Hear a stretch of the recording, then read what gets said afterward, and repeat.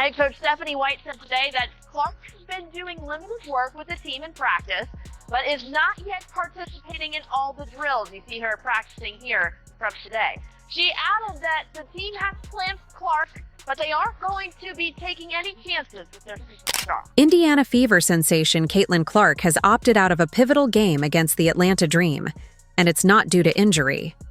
This stunning decision comes as a direct protest against the WNBA's continued silence surrounding Britney Griner's alleged slur and the league's refusal to take action after what many believe was a deliberate attack on Clark. As the face of the league and its top box office draw, Clark's absence speaks volumes. Fans are outraged, teammates are rattled, and the WNBA finds itself at the center of a storm it can no longer ignore.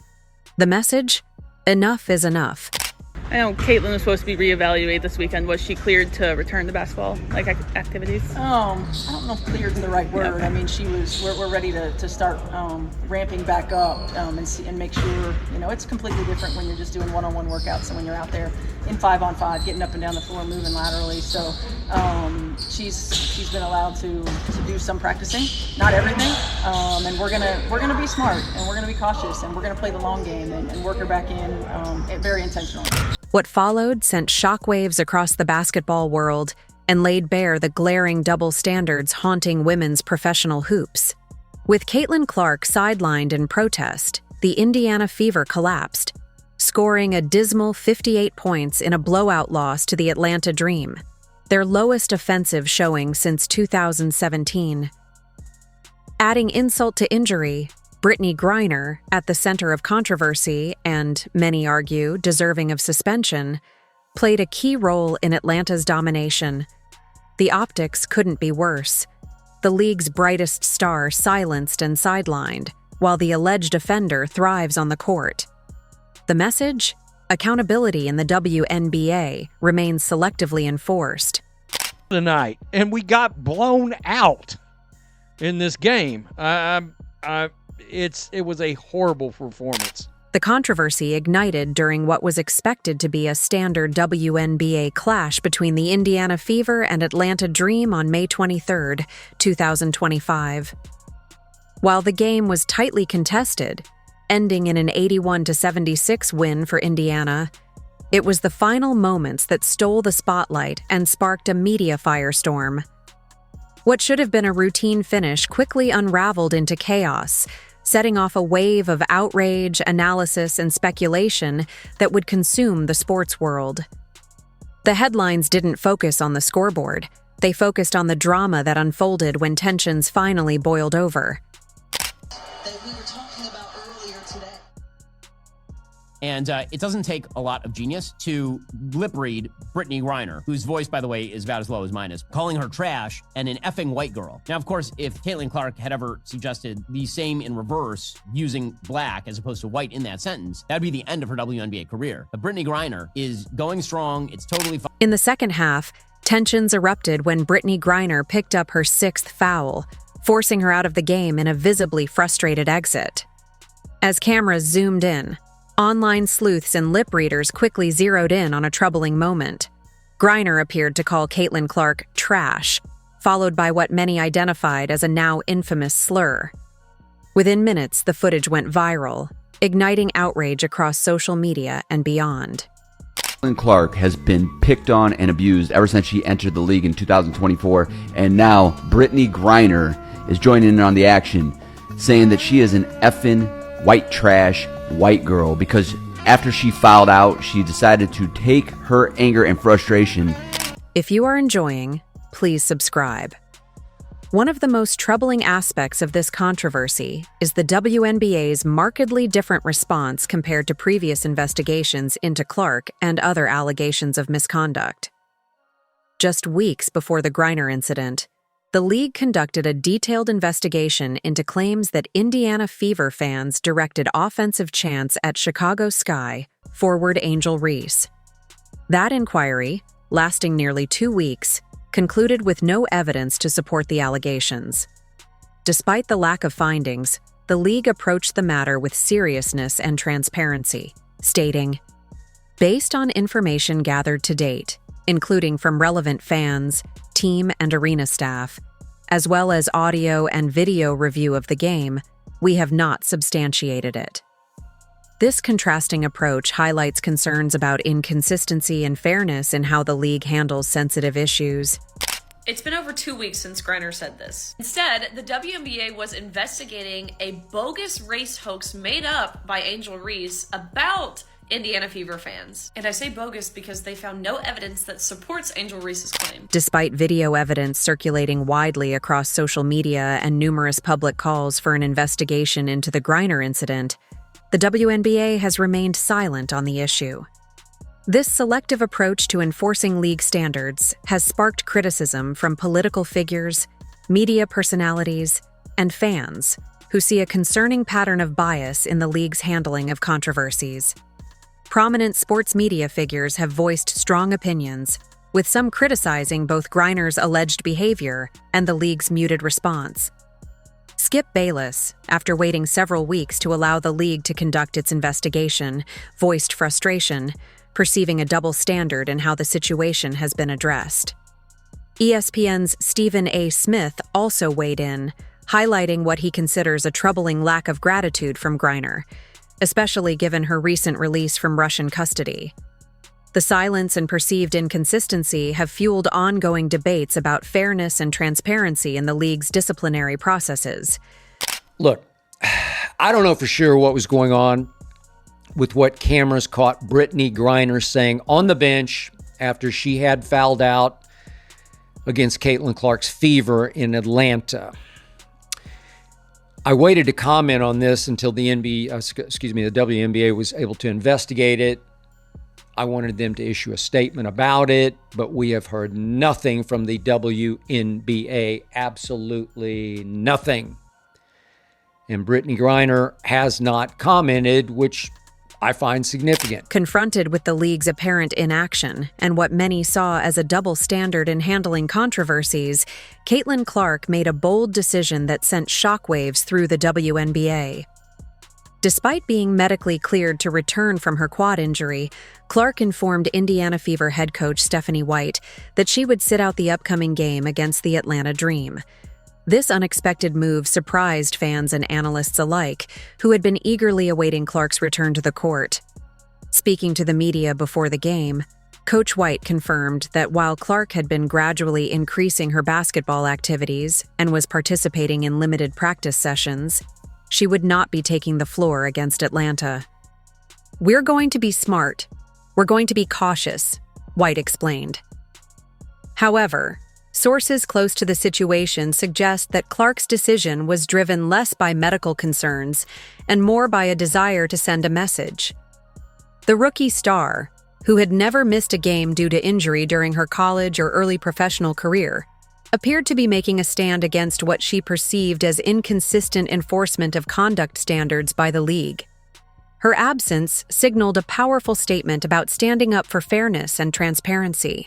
On the WNBA's website, it said that Caitlin Clark and Sophie were both game time decisions for tomorrow's game. Stephanie White shut that down pretty immediately. She was like, no, they need to ramp up. We're playing the long game. Yes, they did things here and there, but we don't want to aggravate things and make them any worse. She talked about Sophie Cunningham's ankle, and she said that this is an injury that she has aggravated a couple of times, so they're not going to push it. And the same thing with Caitlin. She's like, we want to see them ramp up. There is a difference between obviously practicing and then being in those game time situations. So it seems like her mindset and the training staff's mindset is we are thinking of the long term when it comes to these two players. So we definitely will not see. The absence of Caitlin Clark was immediately felt by the Indiana Fever, delivering a heavy blow to the team's performance. Without their leading scorer and primary playmaker, Indiana struggled from the opening tip against a highly motivated Atlanta Dream squad that appeared energized by the controversy surrounding their center. The final score reflected the magnitude of the defeat. Atlanta Dream 77, Indiana Fever 58. This 19-point loss was more than just a setback. It exposed a severe offensive collapse and underscored how heavily the Fever relied on Clark's exceptional talent. The 58 points scored by Indiana marked their lowest offensive output since 2017 and represented the worst performance during Clark's tenure with the team.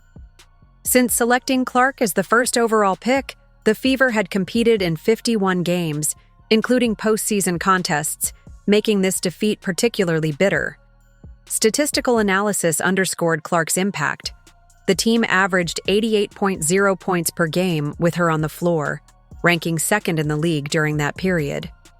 Without her, their scoring average dropped sharply to just 76.4 points per game, the second lowest mark in the WNBA.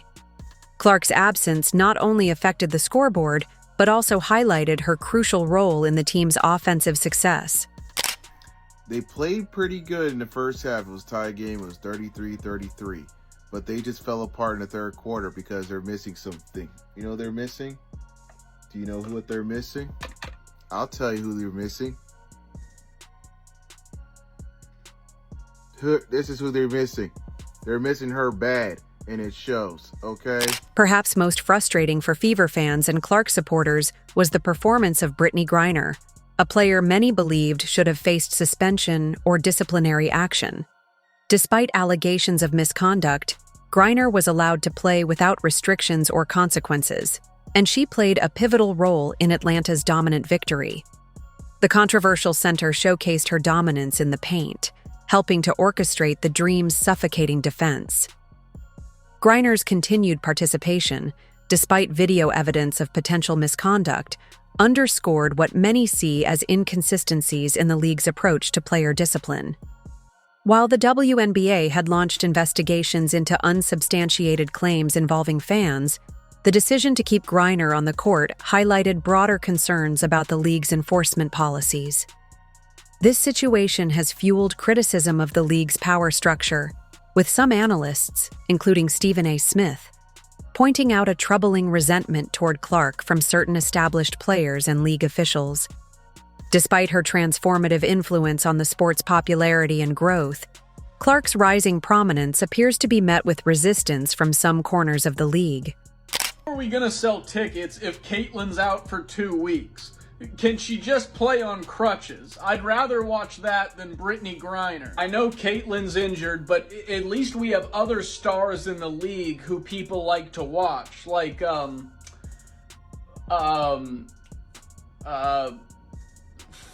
Clark's decision to sit out the game has revealed underlying issues within the WNBA that go beyond a single controversial incident. The league's response has raised serious concerns about its commitment to the values it promotes through initiatives like No Space for Hate. The commercial impact of Clark's absence is significant. Her presence has elevated the WNBA from a niche sport struggling for visibility into a must-watch event that competes with major professional leagues. Games featuring Clark consistently attract audiences 3 times larger than those without her, creating an economic dependence on her star power. Television networks and sponsors have taken note of these viewership patterns, with ESPN reporting substantial increases during Clark's appearances. Conversely, when she is injured or unavailable, viewership numbers decline sharply, exposing how fragile the league's recent rise to mainstream relevance really is. Clark's influence underscores her importance not just on the court, but as a critical driver of the league's growth and financial stability. Her absence has highlighted the league's vulnerability and the urgent need for consistent, fair handling of league-wide issues. Clark's injury is tanking WNBA ticket prices. The star Indiana Fever guard suffered a quad injury and is expected to miss at least 2 weeks. This comes on the heels of the WNBA and other teams moving games into larger arenas to accommodate Caitlin's fans. And as sports fans, I think we all know that Caitlin Clark is the most popular women's basketball player. In fact, she might be one of the most popular female athletes in the entire world. Ever since she burst into the national consciousness, women's basketball has experienced a rise in popularity. The Griner incident is part of a broader pattern of controversial moments that have overshadowed both on-court performance and the league's overall growth. Griner's conduct throughout the season has raised serious questions about player discipline and league oversight. especially regarding her interactions with Clark. In previous matchups, Griner's physicality against Clark has been notably aggressive, despite the two players occupying different positions on the court. Video footage reveals a recurring pattern of hard screens, increased contact, and what some have described as targeting tactics aimed at the league's most marketable star. Basketball analysts have observed that Griner's foul rate in games involving Clark is significantly higher than her seasonal average, suggesting either poor game management or deliberate targeting of the rookie sensation. This troubling trend becomes even more concerning when considered alongside reports of a verbal altercation, indicating a sustained hostility toward Clark. Such behaviors not only threaten the integrity of the game, but also undermine Clark's role in elevating women's professional basketball to new heights. These incidents highlight ongoing issues within the league's culture and leadership. Come, no one wants to watch a game now. Angel Reese said the WNBA was popular because of her. Why are the views dropping? She said she was popular. How can we get people to watch? I don't even watch. To make the game more popular, we're gonna let fans bet on Angel Reese missed layups per game. Right now, the over-under is at 25. The way the WNBA manages this controversy will likely have long-term effects on how the league is viewed by players, fans, media, and sponsors. The league has invested heavily in establishing itself as a professional organization committed to sportsmanship and conduct, launching campaigns to set clear behavioral standards. However, failing to thoroughly investigate credible allegations of racial misconduct, especially when contrasted with less substantiated claims, undermines these efforts and suggests a troubling double standard in league discipline. Such perceptions can negatively impact player morale, fan loyalty, and commercial partnerships that rely on consistent, fair enforcement of rules. The broader women's basketball community also risks being affected. Clark's influence has gone beyond the court, helping to elevate the sport's profile, including college programs and youth participation. Allowing internal conflicts and controversies to overshadow this positive momentum could jeopardize a unique opportunity for growth and mainstream acceptance. Addressing these issues transparently and fairly is crucial to preserving the league's integrity and ensuring its continued development. The WNBA is the most poorly ran organization in America, straight up. Without the NBA giving their yearly donation, this league would have folded years ago. And that's the part that bothers me about the organization, the owners, the players. This inflated ego, thinking, oh, we built this. You didn't build nothing. You're just getting by the NBA charity check. And with this mentality, they have these inflated egos and they're stuck in their ways. They think their way is the right way. This is going to be successful, and it failed for decades. Finally, a player that's worth paying the money for, Caitlin Clark, comes along. What do, WNBA? You beat her up. You treat her like crap. The WNBA faces a pivotal moment that will influence its immediate trajectory and long-term reputation as a professional sports league. The league's handling of the Britney Griner controversy will communicate its core values, priorities, and dedication to fair, consistent enforcement of conduct policies. Growing evidence from video footage, expert reviews, political pressure, and relentless media scrutiny continues to highlight the urgency of a thorough investigation. The league must act swiftly to initiate a comprehensive inquiry that is as transparent and rigorous as previous investigations.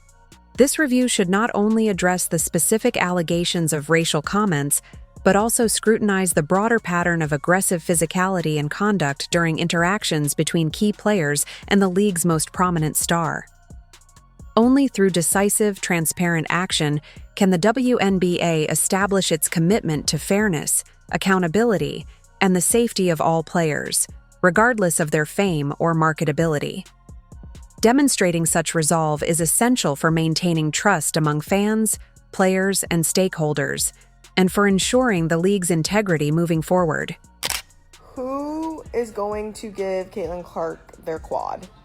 Because if I go one more week without her playing, I will genuinely lose it. I will lose it. So someone, I guess I'll do it. I'll take one for the team. Cece, if you're watching this, you can have my quad. You can have my ACL. You can have the whole, my leg. You can have my wife's leg, okay? I'm sick of it. I'm sick of it. And I'm glad, like, she's on the sideline. She's cheering. She's at the Pacers game on the floor. Cool. Live your life, Cece. I'm ready to see you back on the court. It's time to get back to the courts. Caitlin Clark's choice to abstain from participating in a game is about more than just a single athlete making a statement. It exposes deeper flaws within the WNBA's operational approach and its commitment to its core values. Her absence, coupled with the Fever's crushing defeat, underscores her significance to the league and highlights the real-world consequences of neglecting serious conduct issues. The image of Britney Griner playing a pivotal role in Atlanta's commanding victory, while facing no repercussions for alleged misconduct, is likely to be remembered as a pivotal moment in WNBA history. It symbolizes the league's flawed disciplinary practices and lack of consistent accountability. The urgency for a thorough investigation is now more apparent than ever, as the league's credibility rests on how it handles these issues. Clark's act of bravery has forced the league to confront its own inconsistencies and double standards. The direction the WNBA chooses, whether to address these problems transparently or to continue with selective enforcement, will ultimately shape its reputation and legitimacy as a professional sports organization. The league's response in this critical moment will determine whether it can maintain trust and uphold the integrity expected of a Premier League. If you enjoyed leaving a like and subscribing, more videos are on the screen now.